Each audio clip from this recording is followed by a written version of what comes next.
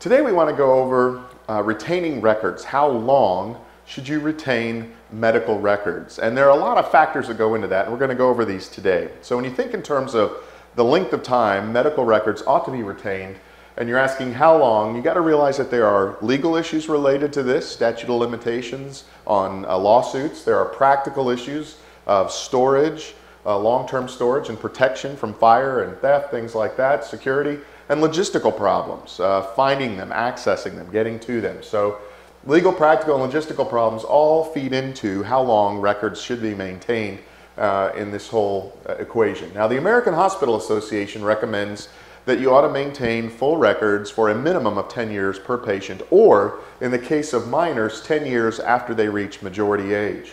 So 10 years minimum for your adult patients, and for minors 10 years after they reach majority. You need to keep in mind federal and state statutes and regulations. Now, what are the statute of limitations on certain things within your state or on the federal level? It does determine the maximum amount of time that a lawsuit can be filed. And so federal and state statutes and regulations are important to keep in mind. Also, the organization that you work with, what are their policies in terms of record retention? Work together with your hospital administration, your organization's administration, to establish a retention and a destruction schedule based on all these factors that you've looked at here. And if you've worked with them, then stick to it, because there is a certain point at which you can say, okay, these records are just taking up space, we can destroy them and eliminate them, but these other things need to be kept. And with that in mind, the final thing is the following patient information should probably be kept permanently, should never be scheduled for destruction. Dates of admission, dates of encounters, and dates of discharge should all be retained for each patient.